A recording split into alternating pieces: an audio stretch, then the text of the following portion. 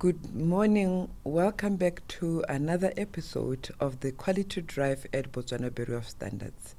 My name is 𝐒𝐓𝐀𝐓𝐈𝐎𝐍𝐾, and I'll be your host on today's discussion. Today we'll be discussing an exciting and intriguing standard, which is BOS 807, which is all about air emissions from stationary sources. This standard we are going to discuss covering on the scope of the standards and how does it affect, or maybe the industry has to use it, and if is it regulated and so on. But today I'm not alone. I'm with an expert in the area. This is the gentleman who is taken part in the development on the standard, and he's been around in the standard development, and he sits in different committees within the organization and also in Africa. With that, I will allow him to introduce himself. Welcome to the studio. Thank you, Ma Hall. I'm here. Thank you for inviting me here today, and I'll be happy to discuss today's standard with you. I'm 𝐒𝐓𝐀𝐘𝐓. I'm employed by Botswana Bureau of Standards as a standard scientist. I specifically coordinate the development of environmental management system standards. I also cover water quality standards as well as stationary product standards. Like you said, I cover Africa again. Yes. I'm also involved with ISO standards, development of standards with African Organization for Standardization, and I also cover the International Organizations for Standards. That is ISO. You know, the mother body. I'm there also with the committee ISO TC 207, which looks at environmental management standards. However, basically I can say when it comes to environmental matters, I'm here to serve you. That is your area. And Mr. Stiko also sits in different forums, government forums, where they develop policies in the environment areas. So, Mr. Stiko, today we're talking about the BOS 807. Can you give us a brief on what the standard covers? All right. Looking at the scope of the standard, I would say the standard specifies limit values for all air pollutants released into the environment from stationary emitting sources to ensure reduction in air pollution. The standard is applicable to any facility, site or premises whose activities result in air emissions. We also have the scope not including emissions from residential properties. That is to say, when you ban a litter in your premise, we don't cover that in the standards. We also don't cover natural events. When there is a fire outbreak out there in the environment, we don't cover that, as well as mobile sources. It doesn't cover from cars or any other mobile source. So it's specifically for the stationary sources. It's specifically for the stationary sources. Okay. Moresi Golapeng, hopefully you are allowed to ask some questions as we continue our discussions. Just drop your question or your comment in the comment section, and we'll have a look at it and respond to it. This is another episode, like I said, the Quality Drive, where we bring issues of standardization closer to you. And once again, you continue to demand quality. So, Mr. Stiko, does the standard, is it been regulated? Is it regulated by the BOPs and so on? Okay, the standard has been approved as a voluntary standard by Botswana Bureau of Standards. And I think the listeners need to understand that any standard approved as a voluntary standard by BOPs is not regulated by BOPs. BOPs does not ensure compliance against the requirements of voluntary standards. We only ensure compliance against the requirements of compulsory standards. But even though it was approved as a voluntary standard, we still have government regulators out there who take the initiative or the responsibility to ensure that there's compliance against the standard. And in this particular case, we are looking at one department, which is the Department of Environmental Protection. They have a legal instrument which is called Atmospheric Prevention Pollution Act of 1971. That gives them the power to ensure that there's compliance against any stationary emitting sources. But the department, again, are the ones who requested for the development of the standard, because they wanted to increase the tools which they use to ensure that there's compliance from stationary emitting sources. So they are the ones responsible for ensuring compliance against BOS 807, or they are the regulators in that case. Motswana Kogai, just like Mr. Sitiko has highlighted to us, the standard is regulated by the government Department of Environmental, yes. So which means it's regulated by the government department. But Mr. Stiko, this standard BOS 807, air emissions for stationary sources, when was it developed, and how does BOPS make sure that the awareness is being taken out there to the stakeholders? Okay, the first edition of the standard was in 2019. That was when we have the first publication of the standard. But the standard was later reviewed, and then the second version or edition of the standard, the latest edition, is the 2023 version. 2023 version is the latest version of the standard, and to ensure that the standard reaches the population out there, we do that through industrial visits. We visit different industries. We also conduct workshops or seminars where we call people to come and discuss the requirements of the standard with them. We also have sessions like this one here, the Facebook Live session, where we can say to people, we have a document here which you need to use, or the industry, we have a document here which you need to use to regulate or to control your emissions. But again, we still get invitations from different sectors to say, come and do a presentation for us. That's where, again, we still spread the gospel. Yes. No, that is very interesting. Retsi ko lapeng gopola gore o ka tshwaela mo the comment section, and we will come back to you regarding this standard or any other standard that you may need any clarification on. So what are the acceptance level limits regarding the standard? All right, we have acceptance levels for different industries. We have what you call the solid fuel combustion installations. We can look at the mines like the Morupule coal mine, where they produce electricity. Because that's where we can have a limit for those solid fuel combustion installations. And looking at those, we have the requirements for those. Why I've picked some pollutants for those industries, I've looked at the particulate matter, that is the dust. When you are looking at the dust, we have the limit of 50 milligrams per normal cubic meters. We also have the sulfur dioxide. Sulfur dioxide is one of the pollutants released by these coal burning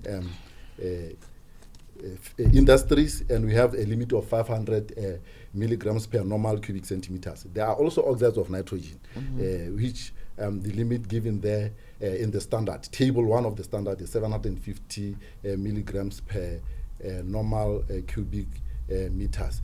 We also cover one industry, at least for this discussion here, that is the production of nickel. We know that nickel is produced in Botswana, and there's, again, I've looked at the particulate matter, which is the dust, those dust particles. We have the limit of 50 milligrams per normal cubic meters. Again, I have covered the sulfur dioxide, which is 500 milligrams per normal cubic meters, and then the oxides of nitrogen. Again, this one they've given the limit of 500 milligrams per normal cubic meters. Those are some of the requirements. We have different tables there, up to table 25, but I've only mentioned 2 tables here, table 1 and table 16, just to give a picture of what's contained in our standard. Thank you. Remember that if you need more information on the standard, you are free to get a copy, to buy a copy at our information center, and you'll be able to see all these figures that Mr. Stiko has been, clarifying to it. For more information, I think Mr. Stiko will give us how you can actually get the standard. But Mr. Stiko, tell me, what happens if the industry emissions are not controlled? Because you are talking of different, limits, and I believe the Department of Environmental Protection have gadgets to measure all these limits. But what happens if they're not controlled? When we exceed the limits, or when the emissions are not controlled, we are likely to end up having different health problems. We can have respiratory problems, which of course will result in heart diseases. We can also have the environmental changes. There's the issue of climate change. When we talk about global warming, it's a result of exceeding the limits set in these standards, exceeding limits required by the Department of Environmental Protection. We can also look at the economic factors. Yes. We can have the increase in health costs. Of course, when you talk about people getting diseases out of these emissions, of course, the government will have to ensure that these people are paid for in the hospitals and all those. That's an increase in health costs. But again, when I say industries can be exposed to legal penalties. Remember, we have the regulations. When you don't comply with the regulations, of course, you will end up having those legal penalties. And again, reputational damage. The moment you exceed, and it's all over the papers, your reputation as an industry will be damaged. So this standard is basically, it has to be implemented by the industry. And each industry, like mines and so on, quarries, they have to implement the standard.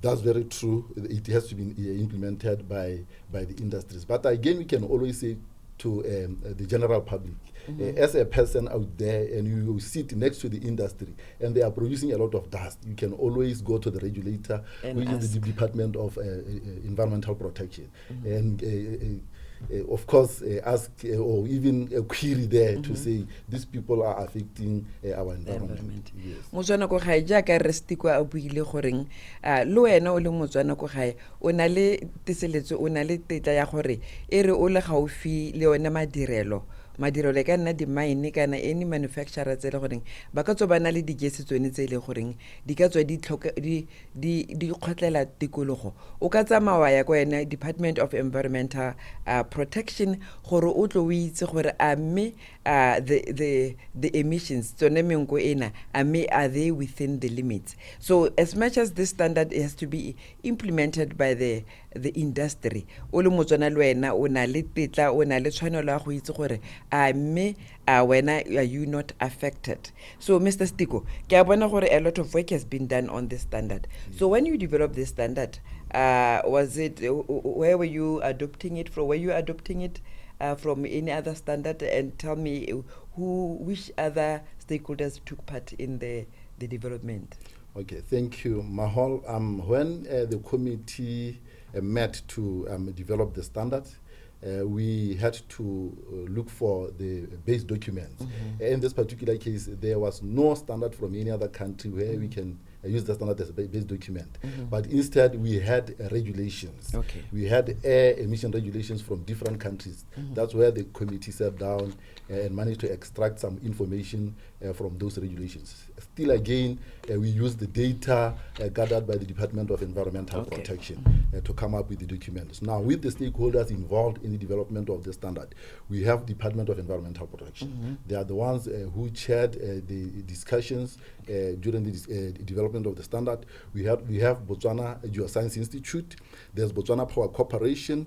We have Botswana International University of Science and Technology. Of course, the research institutions are required in the standards development process. We have Botswana Energy Regulatory Authority. Remember emissions from fuels.